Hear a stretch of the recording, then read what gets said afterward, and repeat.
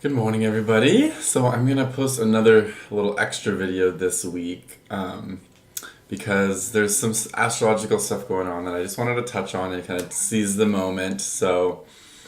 And it's because I'm getting a little sick, and I always get a little sick when my Time Lords are under the weather. And so I wanted to talk a little bit about what's a Time Lord, and I want to talk about a little bit more about retrogrades, and I also want to talk about why retrogrades don't affect everybody, but also why sometimes they do affect a lot of people. Okay, so if you're interested about Time Lords retrograde, then stay tuned, and please subscribe to my channel, and we'll jump right into it. Okay, so I'm also going to show you guys this additional piece of software that I sometimes use.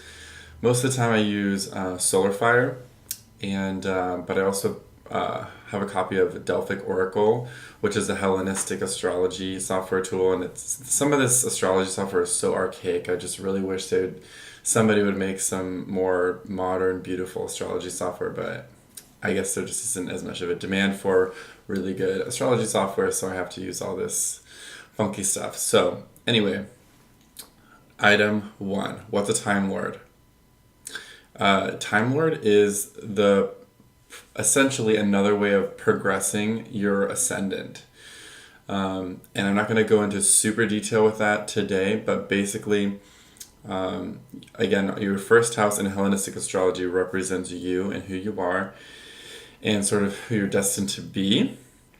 And there's a whole system called Zodiacal Releasing, and it's a way of progressing forward any point in the chart and seeing how that point advances over time. So basically, at any given point in time, you have one main Time Lord and one sub Time Lord, and you can look at the Time Lord, any area of your life. So we've started to look at these different archetypes of your life, or basically the house rulers. First house ruler is you. So in my chart, again, for example, I have Sagittarius rising. And over here you can see this is the Zodiacal Releasing for my ascendant. So I had to put in Zodiacal Releasing user defined Sagittarius. So when I was born, Sagittarius was the sort of ruler, the time, and the planet that owns that is Jupiter. So Jupiter was my Time Lord for that first year, and then starting on this date. This is the sublord.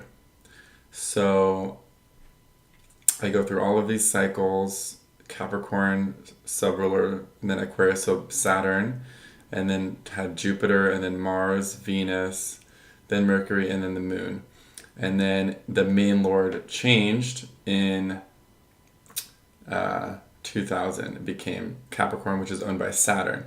So there's these other things you need to memorize, and I'm going to explain this more a little bit in another video, but every planet has a synodic cycle, which is the amount of time it takes for a planet to come back to the same point it was before in terms of its contact with another planet. A little complex, but Jupiter's synodic cycle is 12 years. So when I was born, I had a 12-year cycle of Jupiter, and you can see 1988 and 2000, 12 years later, it became Capricorn.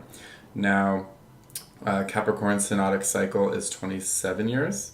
So you can see in 2027, I'll be moving into Aquarius. But for this period of time, my main ruler is Capricorn, which is Saturn, and my sub-ruler right now is, so we're Sag, so I'm in Jupiter. And then I'm going to switch to Cancer, and it's called loosening of the bonds, and that's another thing I'm going to go into in another video. But basically, all that is to explain that only in terms of transits, so all these astrologers talk about transits, and they're looking at, okay, this planet is squaring this planet, and it's going to make it this way. And a lot of times people are like, yeah, I guess not really, but you read your transits because you're curious. But the only planets that really are going to influence you are your Time Lords. So everyone's always talking about Mercury retrograde. Okay, well, Mercury retrograde is only going to really negatively impact someone who has Mercury as their primary and secondary Time Lord. Does that make sense to you guys? So if the planet isn't ruling your chart as a Time Lord, it's not really transiting. It's not creating like a significant impact in the chart.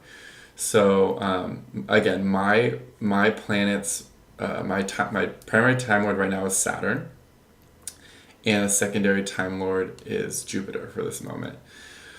So, and okay, I wanted to set this all up. So, okay, to explain that. Okay, right now, Saturn is stationary. It's about to go retrograde. Stationary is the weakest place for a planet to be because it's literally not moving. It's instead of moving forward, usually the planet's moving forward. When it's retrograde, it has some strength. It's just moving backwards. When it's stationary, it's like dead. So Saturn's stationary right now. Mercury's stationary right now. Venus was stationary. Now it's been moving retrograde for a couple of days. And then on top of that, we have Mars in detriment right now in Taurus. So we've got a lot of weak planets. So I would say like 4 out of the 7 primary planets right now are debilitated, 3 of which are significantly debilitated. And so I just wanted to set this all up because, I mean, there have been a lot of freak accidents lately around and a lot of sickness. And you could say it's because the seasons, it's been getting hot and cold over here on the West Coast. But, it's like one of my mentors got a crazy, like, freak accident, like, out of nowhere, their foot got infected and they had, like, a staph infection or something. They had to go, they were in the hospital for a week, out of nowhere. Another friend who got in a car accident, again, sort of like, out of nowhere, nothing, really, no obvious, nothing you could have really prevented. And Saturn is my Time Lord, and Saturn is stationary right now. And whenever my Saturn's been debilitated anyway, I always get sick pretty quickly. So I'm fighting this sore throat. That's been pretty tricky. And people are throwing out their backs. I have other people, friends, losing their voices. So everybody's a little bit of a mess right now. And so, again, like when 1 or 2 planets are debilitated, people have issues here and there. But, if there's 7 primary planets that are influencing people's lives, and let's just say, for example, assuming that the population is split amongst Time Lords equally, which they may or may not be, that it makes sense right now that if there's like 4 planets that are debilitated, that there's a lot of people are going to be influenced by that because all those Time Lords are being messed with versus just one at a time.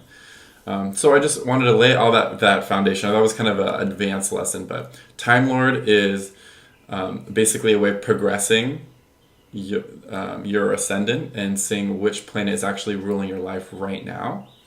And each sign has a period of time that it owns that house as you progress forward. So it's called a synodic cycle, and that's something you can memorize.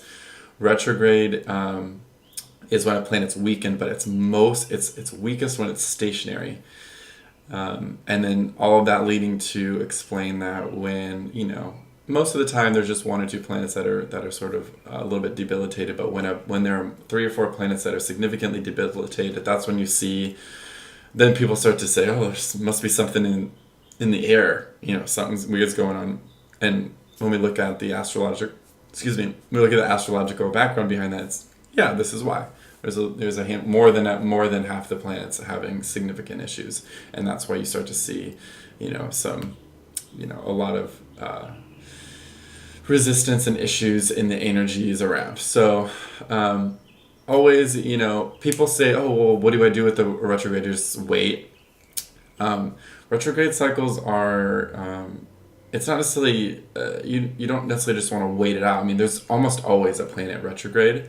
But if it's a dominant planet if it's a Time Lord, then don't push it, because when a Time Lord is retrograde or stationary, it's a learning cycle, and it's a time for you to like reevaluate, revisit, see what you've learned, and kind of like you comb back through your recent past, and you just sort of reevaluate. And if you fight that, you're just going to cause more resistance. So guidance is always to take a step back if you're feeling your energy weakened at all. And so I really hope you guys like this quick intro to Time Lords. Again, this software I use is called Delphic Oracle. It's a little expensive. I can't necessarily recommend it, but unless you're really a professional astrologer, because I used to calculate out all of this stuff by hand, and it takes hours. So the fact that I can even use this clunky software to get this, it's so worth it to me. I mean, this would take me hours to output by hand, because you have to do so much calculation. So it's worth it to me. But anyway, if you're curious about your Time Lord, again, look at your first house, and then I'm gonna put a link in the video, and I'm gonna post. I'll do a blog post about the synodic cycles so that you can look that up and try to figure out what yours is. For example, the easy way to do it on mine is, so it's Sagittarius rising, so this is 12 years, and then goes to Capricorn. So when I was 12, I went to Capricorn, and then 12 plus 27 is 39. I'm so tired right now. 12 plus 37, 49. Hold on. 39. So until I'm 39, and then I'm going to go to Aquarius, which is another 30 years. So Saturn's ruling my chart for most of my life, because Capricorn and Aquarius are the longest cycles, and they're right next to each other.